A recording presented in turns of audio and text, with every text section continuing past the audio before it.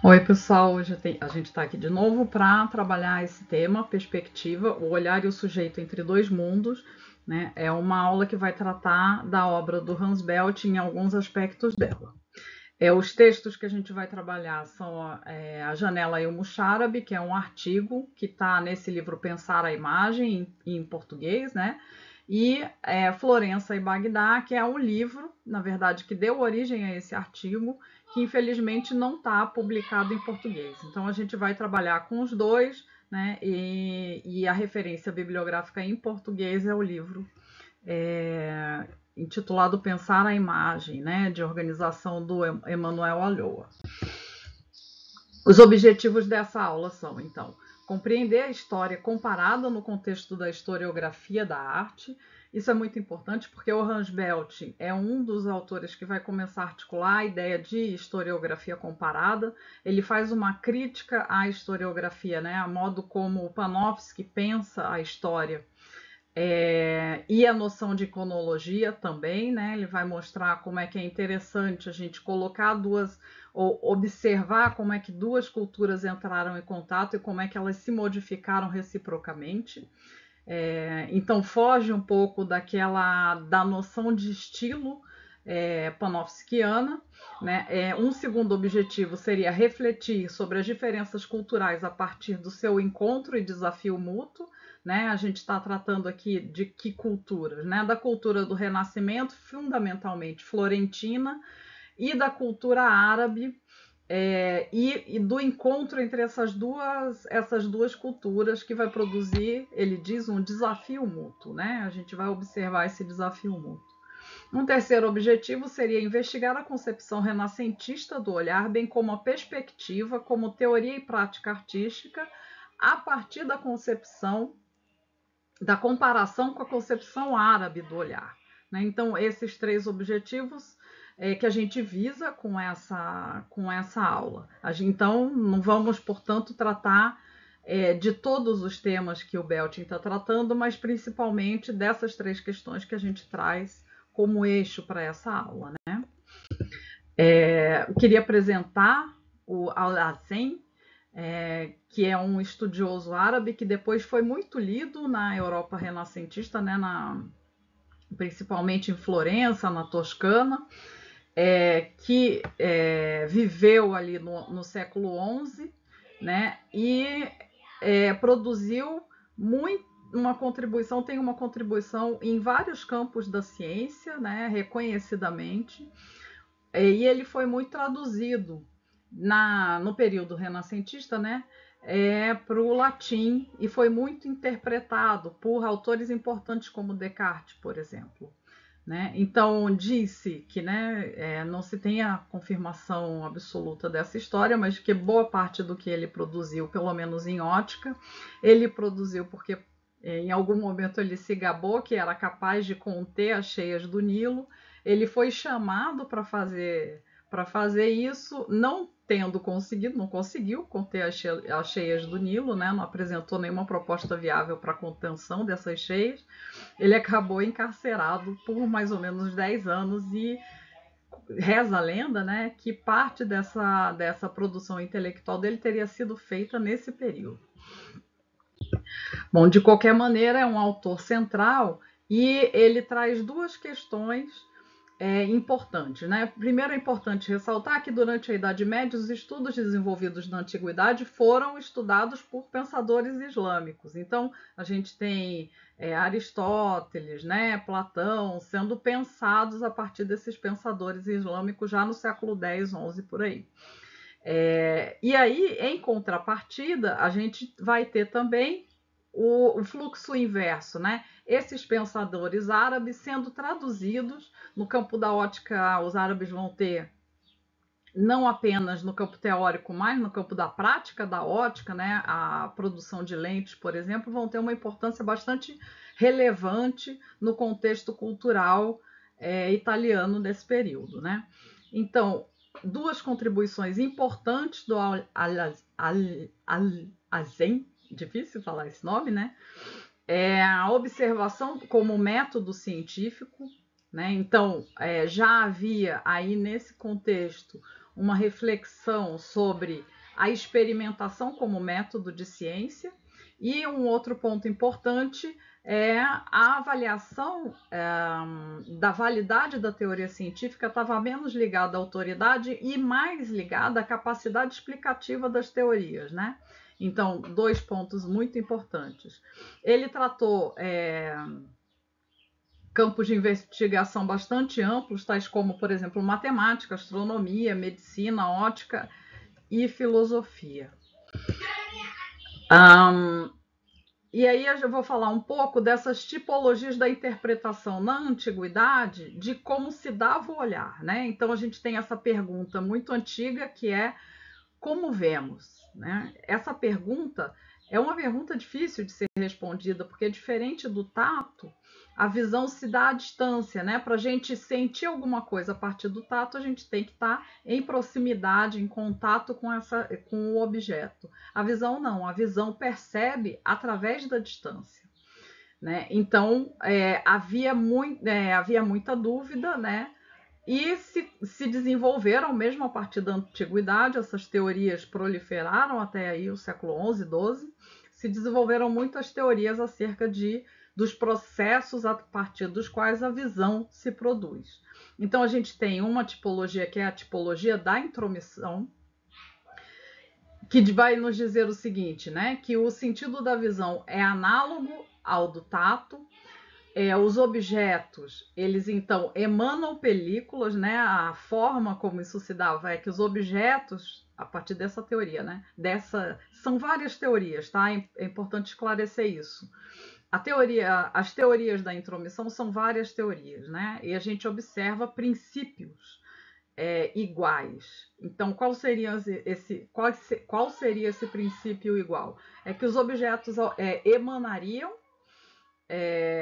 como uma película, né, que atingiria os olhos, uma película de átomo de si, do seu próprio corpo, que atingiria os olhos, né? E aí essa emanação seria percebida. Então, essas emanações transmitiam as características dos objetos. A percepção da como se dava a partir do contato dessa película que esse objeto emitia com o olho. Então, fundamentalmente o olho é um receptor e essas películas entram em contato com o olho, né? A teoria do ingresso é diferente. O olho é que produz emanação, então ele chega aos objetos de alguma maneira, né? E lhes capta as características. A gente tem também algumas variações, né? Eu vou apontar 2 que são importantes para a compreensão do nosso conteúdo. A primeira é uma teoria aristotélica que considerava a existência de um meio através do qual as características das coisas se propagavam até os olhos, né? Então, o que Aristóteles pressupunha? E aí tanto faz se a teoria da intromissão ou do ingresso. O que ele pressupõe é que há alguma coisa entre o olho e o objeto observado que é capaz de transmitir as características do objeto. E uma segunda teoria que é importante a gente sublinhar é a de Euclides, e que vai dizer que os olhos emitem raios retos que tocam os objetos, né? Essa é uma inovação de Euclides, né? Porque não se pensava em raios retos, né? Retilíneos, né? O que se pensava, essas emanações, elas andavam como ondas, por exemplo, né? E ele vai introduzir essa possibilidade de que os olhos emitissem raios retos, né?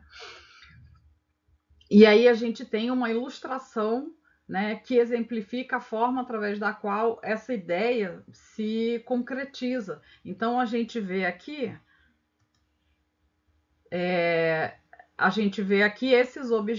esse objeto emanando os raios, né? E aqui a gente vê o olho que recebe esses raios, né? Então essa teoria é um pouco explicada por essa imagem. A gente vai ver por que ela é importante, né? Então cada ponto da superfície do objeto emana, né, um raio que é captado pelo olho. Depois a gente tem aí o que acontece nesse contexto? O argumento do Hans Belting principal é que do contato entre as teorias orientais e ocidentais do olhar, alguma coisa vai acontecer, que é a produção da perspectiva. Lembrem-se que a cultura árabe, ela é iconoclasta, não permite a imagem, né? Então, são culturas diferentes que estavam pensando a imagem. O Oriente, né, a cultura árabe vai pensar a teoria, essa teoria que a gente está tratando, como uma teoria que explica o olhar. Então, a gente vê aquela imagem lá de Euclides, né?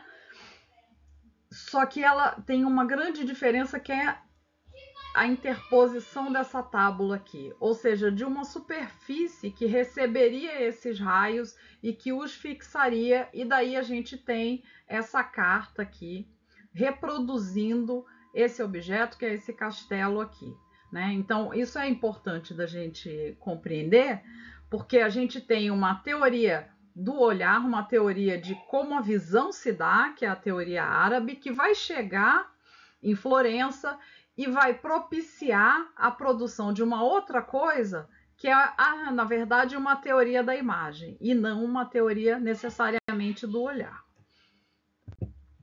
Bom, aí a gente vê uma outra representação dessa mesma lógica, né? Então, a gente tem aqui um objeto, uma superfície que recebe as emanações desse objeto, que se dão em linha reta, daí a importância da teoria do Euclides, né? E o olho que observa esse acontecimento. A novidade, digamos assim, do Renascimento italiano em termos de imagem é a interposição desse plano aqui que recebe esses raios luminosos, né? E que os registra para impressionar o olho, né? Um olho humano. Reparem aqui que a gente já vai tratar disso novamente, que a gente está falando de um monoculocentrismo, né? Quer dizer, a gente está tratando da recepção por um olho só. Isso é importante porque, em termos perceptivos, há uma diferença do monoculocentrismo, né, para o né, para quando a gente tem o contexto de dois olhos. Porque a gente não vê a mesma imagem com os dois olhos. O que acontece é que a gente registra, o olho registra essas imagens, e essas imagens vão ser processadas no cérebro, né? Então, a gente vai ver como é que isso se dá e como é que isso vai ser pensado em termos teóricos, né? Aqui a gente tem, muito diferente, né, para termos comparativos, como é que é a produção imagética, vamos dizer assim, com muitas aspas, árabe, né? Então, a geometria está sempre presente, vocês veem aí, mas não tem um objeto que a gente identifique, não tem a tentativa de criação de uma terceira dimensão, né, da simulação de uma terceira dimensão. O que a gente tem aí é o uso da geometria para a produção de uma decoração, de uma ornamentação, né? Aqui a gente tem, é muito interessante porque essa é um desenho de 1559, né? Então, portanto, século XVI aí, com o Renascimento daqui a pouco em seu declínio, mas que compara os padrões de desenho nas duas culturas, na cultura árabe e na cultura ocidental renascentista, né? Em que a gente pode ver aqui as imagens representando objetos exteriores a ela. Aqui só para falar um pouquinho de que não é só em termos de imagem que a cultura árabe chega, né? A gente sabe que havia trocas importantes, trocas comerciais entre a Arábia, né, e a Itália, né? A gente está falando fundamentalmente aqui da Toscana, e a gente sabe que havia um comércio importante. Então, quando há esse comércio, as trocas culturais também acontecem, e aqui a gente vê um livro ornamentado à maneira, né, à maneira árabe. Um outro exemplo, essa é uma gravura do Dürer, que é um pintor alemão bastante importante, um pintor alemão renascentista bastante importante, mas aqui ele lançando mão de motivos árabes para a decoração também, né? A gente vê como é que é uma mistura, porque aqui tem a representação de folhas ou de penas, e aqui a gente tem aqui um escudo no centro, e ao redor aqui a gente vai ter essa trama de característica bastante árabe, né? Bastante importante. Que a gente vai falar um pouco mais diretamente desse livro da janela, do artigo no livro, né? A Janela e o Mushárabe, uma história do olhar entre Ocidente e Oriente. E aqui a gente vê já de novo, né? A janela como forma simbólica, né? A transparência da visão, novamente a interposição do plano, e essa imagem explica um pouco como é que essa tecnologia se produziu, né? Então você tinha um objeto, não à toa a mulher, né, sempre tratada como um objeto, essa tela quadriculada e translúcida, né? Esse homem que está desenhando, ele pode ver essa mulher e ele pode captar a posição dela relativa a quê? Relativa ao olho. Esse objeto aqui, né, uma espécie de obelisco em miniatura, ele mostra o posicionamento que esse olho deve ter para observar corretamente, para registrar ao final corretamente essa imagem. E aí a gente tem o desenvolvimento do oculocentrismo, então a gente vai apontar aqui algumas características importantes, né? Então a gente tem a janela como metáfora e modelo da perspectiva e o vidro como suporte e anteparo da imagem, como a gente viu, né, na imagem anterior. A linguagem da imagem, então, se dá acontece dessa maneira, né? A palavra perspectiva, ela tem origem no latim, perspiciere, e ver, que significa ver através de, né? Perceber. E em alemão é Durchsehen. Durchsehen também é ver através, né? E foi a tradução que o Dürer, que foi um grande tradutor das teorias perspécticas da Itália, né? Principalmente de Florença para a Alemanha, ele vai fazer essa tradução da perspectiva. Então a gente vai ter aí um oculocentrismo, né? Bastante importante. A gente vai ver como é que esse oculocentrismo ele também se vincula a uma determinada noção de sujeito. Aqui a gente tem também a janela como olho e o olho como janela, né? Por isso o olhar ele é remetido para a imagem, a gente já vai ver como isso acontece, e o homem como espectador de um mundo que se dá a ver e compreender, né? Então aí também a gente tem uma relação entre esse oculocentrismo e o antropocentrismo, né? O homem como aquele capaz de compreender a ordem da natureza, decodificar essa ordem e manipular essa ordem, né? Bom, de novo falar um pouquinho sobre o oculocentrismo, né? E sobre a sua relação com a janela. A janela propõe uma experiência, um tipo de relação com o mundo, né? Por quê? Porque a janela nos separa, propiciando a visão, mas impedindo a relação entre os ambientes, né? Essa é uma característica importante, porque também é a característica que fundamenta esse sujeito que se torna capaz de se separar do seu objeto, de tomá-lo, portanto, como objeto, né? Então, a janela como experiência propõe uma oposição entre o interior e o exterior, e também uma cisão entre o olhar e o corpo físico, né? A gente viu isso nas imagens anteriores, quando eles colocam uma representação do olho que vê, né? Há uma separação desse olhar, e essa separação vai produzir um determinado sujeito. Bom, na dióptrica do Descartes, a gente vai ler o seguinte texto, né? Que vai tratar de como é que os sentidos devem ser concebidos, né? Como é que eles foram concebidos, e da autonomia da alma em relação ao corpo, porque há uma relação aí entre essa autonomia da alma em relação ao corpo e uma autonomia do olho em relação ao corpo, né? Nesse sentido, é importante enfatizar que o olhar era o sentido mais apreciado e considerado o sentido mais importante, porque era um sentido mais intelectual no Renascimento, dentre os sentidos, né? Dentre o olfato, tato, pensando em todos os sentidos, o Renascimento vai pensar o olho como esse órgão da visão e, portanto, o órgão da competência intelectual, né? Então, na dióptrica, Descartes vai dizer o seguinte: porém, é necessário que eu vos diga agora alguma coisa sobre a natureza dos sentidos em geral, a fim de poder explicar mais facilmente, em particular, aquela da visão. Já sabemos muito bem que é a alma que sente e não o corpo. Vejam bem, é a alma que sente, né? E aí a gente já tem essa desvinculação entre a alma e o corpo, e não o corpo.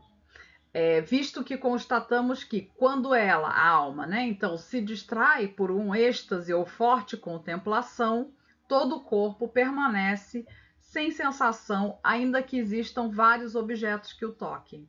Então ele deduz dessa condição, né, dessa capacidade nossa de abstração do nosso corpo, deduz disso que é a alma que sente. Então percebam como é que o vínculo entre a alma e o olhar é importante nesse contexto, né? E aqui a gente tem uma das ilustrações que estão impressas na dióptrica do Descartes, que mostra justamente o olho recebendo os estímulos luminosos e como é que eles se comportam no seu interior. Aqui a gente tem uma outra relação importante que o Hans Belting vai produzir, né? Ele vai mostrar como é que essa experiência do habitat, do morar, essa experiência de estar num recinto fechado, produz uma experiência de si e como é que essa experiência se relaciona, então, com algumas clivagens que a gente observa no Ocidente, né? Quais seriam essas clivagens? Entre o sujeito e o objeto, entre o interior e o exterior e entre o espaço público e o espaço privado. Então a gente tem essas clivagens, essas cisões muito importantes aí, bastante características da concepção ocidental de mundo, né, e do próprio homem em si. E o Hans Belting vai mostrar como é que a arquitetura, ela não é que ela gera essa experiência, né? Em certo sentido ela gera sim, porque a experiência de morar, do habitat, de você estar protegido por uma estrutura arquitetônica, mas também como é que a cultura ela precisa ser considerada no todo, né? Então ele está pensando em quê? Numa teoria da visão que chega ao Ocidente e é transformada numa teoria da imagem. Ele está pensando na arquitetura, como é que essa arquitetura, de alguma forma, reflete essa concepção, reflete e produz ao mesmo tempo essa concepção cultural diferente entre o Ocidente e o Oriente. É muito interessante como é que o Hans Belting ele vai fazer um vínculo, né? Vai na verdade, compreender um vínculo importante entre a noção de perspectiva, a história e a cena.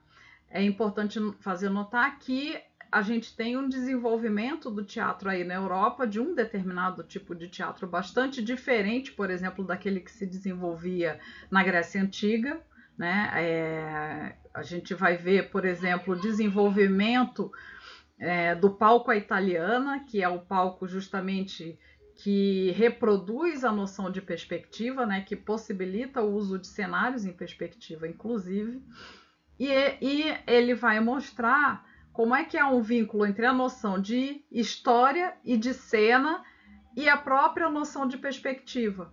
Porque a história e a cena são coisas que se dão ao ver para o espectador. Então, o Albert, que é um arquiteto, também um arquiteto, um desenhista, um pensador nessa época do que seriam as artes, né, designa o quadro como uma janela aberta, né? E o Hans Belting vai mostrar que o tempo inteiro esses dois objetos, né, janela aberta e quadro, eles se relacionam e um remete ao outro. Então, o quadro como uma janela aberta. Então, Albert, né, alude propriamente a uma janela aberta através da qual se observa a história.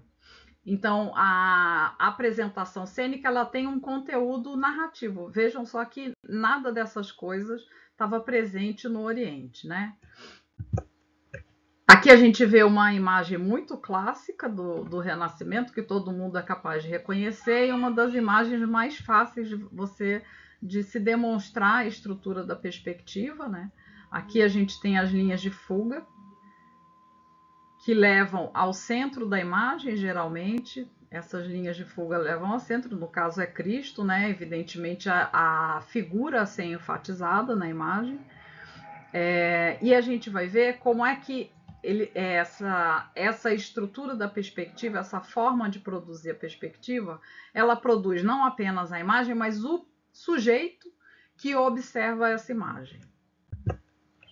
E aqui a gente tem, que é uma coisa que o Hans Belting observa, muito interessante, que é como é que a perspectiva renascentista propõe a produção de um sujeito autônomo.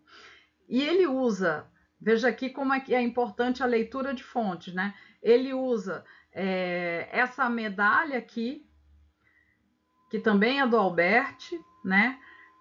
Em que você tem a figura dele. Aqui vale a pena a gente pensar também naquela relação com o retrato, né? Eu volto a frisar que o retrato, como reprodução fisionômica, né, das características fisionômicas da pessoa individual, essa técnica e essa noção mesmo, ela é fruto do Renascimento, né? A gente tem, por exemplo, na Grécia Antiga, a produção de máscaras mortuárias, mas essas máscaras mortuárias elas tinham uma finalidade ritual, né, bastante diversa da finalidade do retrato, que era representar um indivíduo em sua particularidade, como uma identidade separada mesmo, né, no Renascimento.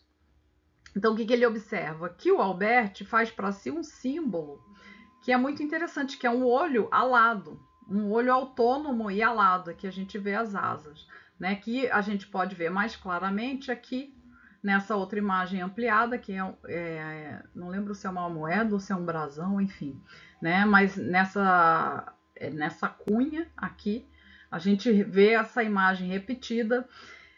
E o Hans Belting vai nos mostrar, então, como o homem renascentista se apropria do olhar soberano, né? Que era antes privilégio divino. Quem pode ver tudo? Deus, né? De quem que o olhar ele é desvinculado do corpo. O olhar divino é desvinculado do corpo, fundamentalmente. O que Albert faz aqui é, então, apropriar-se, né? Trazer para si esse olhar soberano, quer dizer, um olhar independente do corpo, um olhar que se dá em todas as direções. Ele se apropria desse olhar soberano para fazer desse olhar soberano o olhar humano, né? Olha que interessante isso. Novamente a gente volta a essa imagem, só para lembrar que, né, estou citando aqui o Hans Belting, como forma simbólica, a perspectiva concentra-se na ideia de representar o sujeito em seu olhar. Então a perspectiva não representa só a coisa, ela representa também o sujeito. E por que isso? Porque a perspectiva ela pressupõe necessariamente que o observador esteja em um ponto muito específico para ver a imagem corretamente. E esse ponto é designado aqui por esse artefato que a gente viu também na gravura do Dürer, né?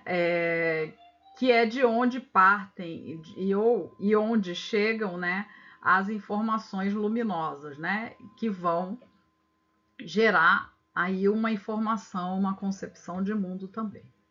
Então, voltando a enfatizar aqui que não é só uma produção de imagem específica, mas é também a produção do sujeito capaz de entender e observar essa imagem. Que sujeito é esse? O sujeito autônomo, né? O sujeito do antropocentrismo.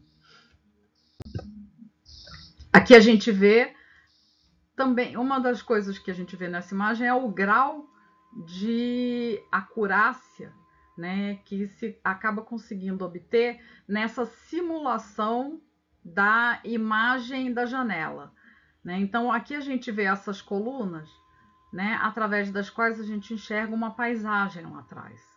E o interessante é que essa imagem aqui fiz um recorte. Essa imagem aqui é uma imagem. Essas pilastras são pilastras pintadas que simulam a pilastra no interior e repetem um pouco essas outras pilastras que estão aqui, né? Essas estruturas aqui. Então, o que a gente tem aqui, a gente tem também, né? A pintura da pilastra, pintura que produz a ilusão de que existe de fato uma pilastra arquitetônica ali, real, né? Então, isso mostra também um pouco o grau de acurácia dessa produção, o grau da capacidade dela de enganar os nossos olhos, né? Na próxima imagem, o que a gente vê aqui é o Hans Belting vai falar de uma ironia, né?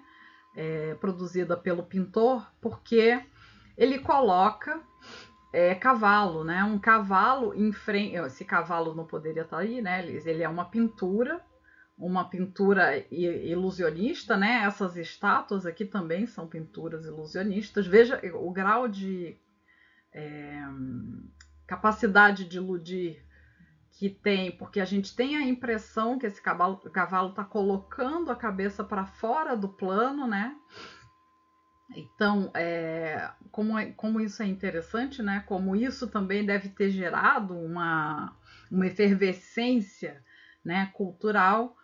E a ironia, né, que se produz nessa imagem é que esse cavalo, né, é uma propriedade importante, né? Os cavalos, de modo geral, são propriedades importantes nesse período também. Ele tampa a paisagem que se poderia ver aqui atrás, né? E qual é a ironia disso, né? É pensar já na questão da propriedade. Aqui a gente está pensando numa propriedade que obnubila, né? Que ela oferece um obstáculo ao olhar, né? Ao olhar o quê? A realidade, né? A paisagem que está por trás dela. Aqui a gente vê uma imagem muito importante que no artigo o Hans Belting vai tratar, né, que vai abordar o quê? Ele aborda o que a partir dessa imagem? Né? O questionamento sobre a reciprocidade entre o olhar e a janela. Então, já no século XVII, começam a haver experimentações plásticas que vão questionar a validade desse olhar renascentista, né? Então, como é que essa imagem pode fazer isso, né? Primeiro, ela reproduz uma forma do muxárabe, que é uma forma árabe da janela, né? Aqui, a partir desses fundos de garrafa, né? Isso não era incomum, tá? Esses fundos de garrafa são alternativas, né? Para o vidro, que era uma mercadoria muito cara, muito difícil de ser produzida. Aqui a gente tem essa imagem de um árabe, justamente, que olha para fora. Um pouco mais aqui abaixo a gente vai ter esse vidrinho. Então, o olhar dele é puxado quase para... Ele atravessa o olhar dele com a cabeça, né? Atravessa a janela. Vejam que aqui a gente tem uma reincorporação, de alguma maneira, do olhar, né? Esse olho é devolvido para a cabeça, não é aquele olho do Albert, né? Um olho completamente autônomo, desvinculado do corpo que o produz, né? Bom, nessa imagem aqui é uma outra imagem do Hoogstraten, que é esse pintor, né? Da imagem anterior, que está tratando dos interiores. É muito interessante que tem uma diferença realmente entre o Renascimento italiano e o Renascimento flamenco, né? A pintura flamenca é bastante diferente em certos aspectos. Embora ela reproduza a técnica da perspectiva, ela acaba produzindo determinadas indagações, né? Uma delas, por exemplo, A primeira é essa demonstração da riqueza, né, que também estava muito presente nessa arte flamenca, que era uma arte consumida em grande parte por comerciantes, né, portanto, por uma burguesia que se começava a enriquecer, que já estava enriquecida, e por uma burguesia que queria ter também poder político. Né? Então, nesse sentido, ela tendia a reproduzir aquilo que a nobreza tendia a reproduzir, os mesmos signos do poder que a nobreza detinha. E aqui, mas os pintores vão um pouco além disso, né? A gente vê esse homem aqui, que possivelmente era o dono da casa, né? Ele está refletido nesse espelho aqui. Vejam que o olhar dele domina nessa sessão, né? O nosso olhar domina daqui para frente, mas aqui a gente está tratando do olhar dele que abrange tanto esse espelho quanto a esposa, né? A esposa, de novo, como o gato, como a cadeira, ela é um objeto, né? Nesse sentido, né? A gente está falando aqui, evidentemente, de patriarcalismo, né? Mas aqui a questão central não é tanto essa, que eu gostaria de sublinhar e que o Hans Belting também sublinha, é essa presença da afirmação da propriedade sobre as coisas, né? Por um lado, e por outro lado, essa figura aqui de costas, que domina uma determinada parte do olhar. Então, o que a gente olha, na verdade? Né? O que a gente olha? A gente está olhando o olhar de um sujeito que está fora de nós. A gente vai ver isso com mais clareza, que de novo, essa imagem ampliada, né? O reflexo desse homem aqui, com todas as suas posses. Mas a gente vai ver isso muito no romantismo. Essa é a imagem uma das imagens, né, produzidas pelo Caspar David Friedrich. E ela reproduz, né? Eu não sei qual que é a primeira, mas tem uma que é muito interessante, que é um homem, que essa todo mundo conhece, é um homem em cima de uma colina, está de costas para a gente e observando a paisagem, né? Uma paisagem gelada. Essa mulher aqui, evidentemente, ela não está tão elevada, né? Ela está um pouco mais abaixo do que o homem, mas ela observa também essa paisagem. Então, a clareza, digamos assim, e a crítica sobre esse olhar autônomo já começa a se colocava já no século XVII, né? No século XVIII, com o romantismo, essa reflexão sobre o que é esse olhar desvinculado do corpo começa a se expressar, a ser expresso nas imagens também, nas pinturas, né? E aí, aqui a gente vai ver um pouco como é que a disposição dessa janela vai ser muito diferente na cultura árabe. Aqui a gente vai ver uma janela tradicional, né? Que tem isso aqui que é o musharab, né? Essa treliça. E o que essa treliça faz? Primeiro, ela permite a passagem de ar, o que o vidro não faz, né? O vidro não permite a passagem de ar. E ela modula, digamos assim, a entrada da luz. Né? O que acontece? Tanto a visão de fora para dentro quanto a de dentro para fora, ela é obstaculizada. Ela é obstaculizada, né? Você não vê nem de dentro para fora, nem de fora para dentro. Porque a função da janela aqui é outra. Né? Ela não está tão ligada com essa noção de separar o interior do exterior e também de produzir uma visibilidade a partir do interior como domínio do exterior. Né? A janela árabe, então, ela tem outras características arquitetônicas. Aqui a gente tem também, isso aqui é uma imagem já moderna, porque ele trata também um pouco dessa permanência, né? Não é uma cultura que teve restrita aí a um determinado período da história, mas que permanece nos países de cultura árabe, né? De novo, a gente vê aqui como é que isso acontece, então, numa casa mais ou menos contemporânea, essa imagem é da década de 70. Né? Aqui a gente tem essa estrutura do musharab, né? A gente não vê né? A gente não vê o que se passa lá fora, mas o ar aqui ele está circulando de dentro para fora e de fora para dentro, o que é também importante em razão do calor e do frio, né? Porque esses países situados nessa região, eles têm, né, nessa região ali do Oriente Médio, eles têm uma insolação alta durante o dia e um frio também bastante significativo durante a noite, né?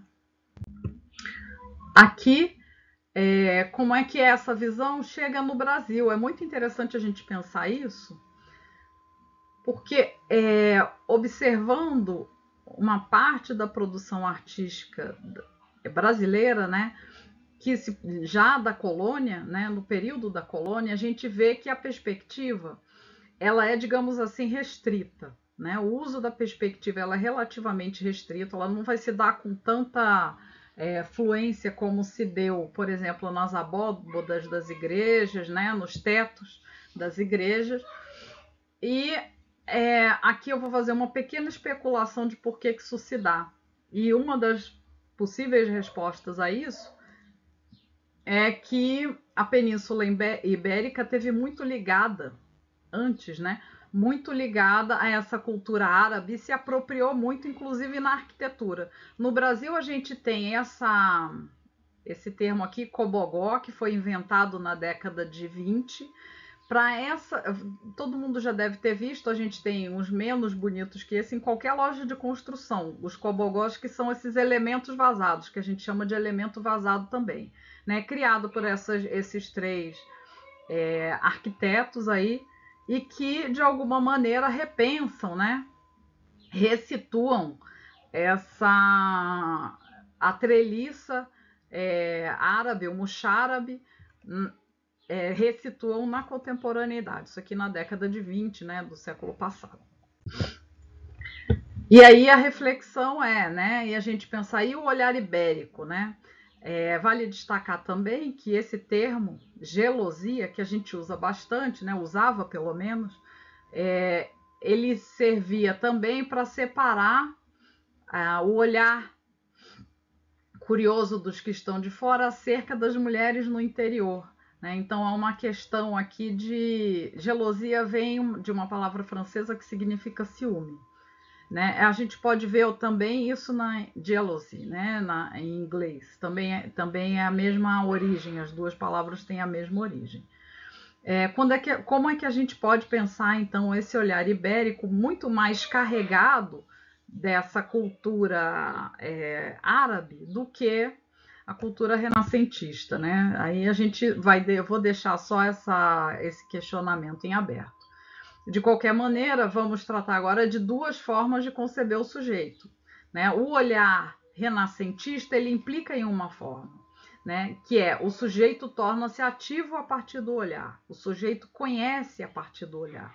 O olhar é o principal órgão, é o órgão mais, digamos assim, abstrato, capaz de abstração, e o olhar, na verdade, não o olho como órgão, mas o olhar ele está vinculado à alma.